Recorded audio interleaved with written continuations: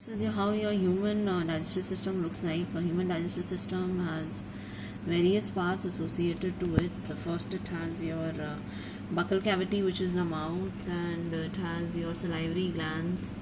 Then is your esophagus, the spinning is there, and then there is stomach, which is very important. That is the widest part of alimentary canal.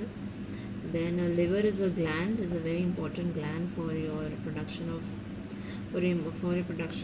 bile juice.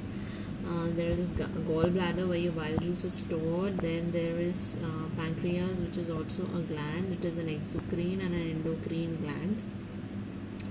I had already told you in this thing that it's exocrine gland and an endocrine gland both. And then is your small intestine, where the name is small intestine, but it is literally not small, it's very large. Then finally is your large intestine. Large intestine is divided into your transverse colon, ascending colon, descending colon. Okay, and then finally you have the rectum and anus, which is for your excretion. This is your overall thing of the structure of your digestive system. Okay, what is digestion? The chemical breakdown of complex biological molecules into the components. It's lipids to fatty acid, proteins to amino acids, and carbohydrates to simple sugars. So, in digestion is the breaking down of complex components into simple components. So, components are your fats, proteins, and carbohydrates, and they are broken down. Okay, the mouth or buccal cavity. The mouth has teeth and tongue. Salivary glands are also present, and the saliva is there, which is for softening the food. And then there is teeth for breaking down the small food into smaller particles. And then there is salivary glands, which your secrete saliva. Another name is amylase or ptyalin. And then salivary amylase digests starch and it converts it into simple sugar. Here the name is given sucrose. So what does it do? Suppose you have a bread and suddenly you start feeling a sweetening. How does it happen? Because the carbohydrate present in it is converted into your small simple sugar. Okay, so as the question comes, what does the digestion start? Digestion definitely starts from our mouth, where your salivary amylase, what does it do? It breaks the complex component carbohydrate into simple sugar. Next, see, is this mouth or buccal cavity. The whole structure is known as a mouth or buccal cavity. And what's esophagus? Esophagus is a tube-like structure which connects the mouth with the stomach, and food takes 4 to 8 seconds to pass through it, and the movement is known as peristalsis. Peristalsis is the wavy movement. It is known as peristalsis. Okay, and there is a kind of a sphincter, which is like a barrier, it's like a door which helps in opening your esophagus to the stomach. Stomach is a bag-like organ, highly muscular walls, and it secretes three types of, one type of very important secretion is your hydrochloric acid. What does it do? Hydrochloric acid kills the bacteria present inside the stomach and makes your stomach inside is acidic. And then what happens? Why is it acidic? Because it is the medium required for gastric enzymes to work. And then there is something known as mucus. The mucus secreted by the walls of stomach saves the inner lining of stomach from getting damaged by the hydrochloric acid.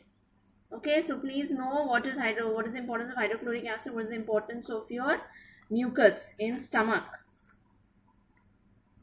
Next, we come to the small intestine. The name, it is small intestine, but is relatively not very small. It is highly coiled structure. Length is 7.5 meter, and it receives secretion from liver and pancreas. Liver and pancreas are both important glands, and they release their important enzymes into your small intestine. So small intestine is your main place where your main absorption of food takes place. In small intestine, so what is the function? The small intestine breaks the carbohydrates into glucose, fats into fatty acids, and proteins into amino acids. So the main function of digestive, this whole system is done by your small intestine. That is your absorption of your food material. Okay, so small intestine is important for your absorption. Absorption by breaking down your complex material into simple materials, into simple food substances rather. Small intestine, this is very important. What is villi? Has folded inner walls covered with finger-like projection. Each villus has a tiny projection called microvilli, and these increase the surface area for greater absorption. So remember the function of villi and microvilli. What does it do? It increases the surface area for greater absorption of food. See, it looks like this. Small intestine. Yeah. Liver is very important. It's a largest, not organ written, it's written organ, but I would say it's a gland in the human body. It manufactures bile, which is stored in the gallbladder. So what is the function of a bile juice? The bile juice makes it possible for the body to digest fats, breaks it into simpler forms. If the liver is damaged, you will have this problem with your fat substances.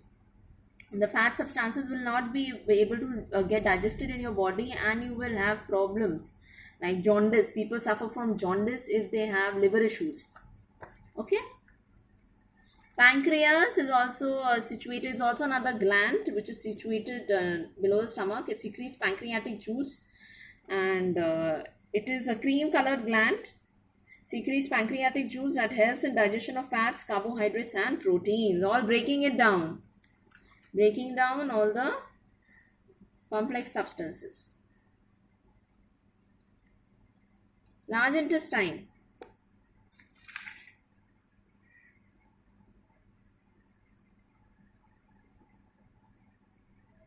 Large intestine is smaller than small intestine, though the name is large. Its main function is your absorption of water.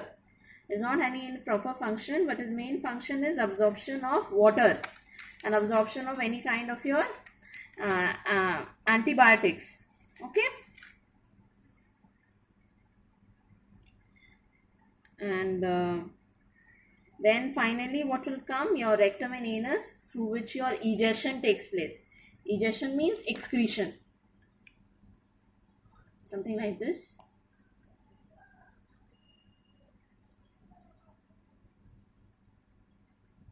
Okay, children. So finally I can tell you that from mouth it starts. Then food passes via esophagus. Then in the stomach, gastric juices are there. HCl is there. In the stomach there is pepsin, which breaks protein. Then it enters small intestine. Small intestine is larger in herbivores due to cellulose digestion. Then there in the small intestine, complete digestion takes place. Small intestine receives secretion from pancreas, bile from liver. Bile helps in emulsification of fats, whereas pancreas secretes enzymes such as trypsin for protein digestion. Intestinal wall also contain glands that secrete intestinal juice, that is in case of your small intestine. Finally, large intestine, which you are seeing, absorbs water and the rest of the waste is expelled.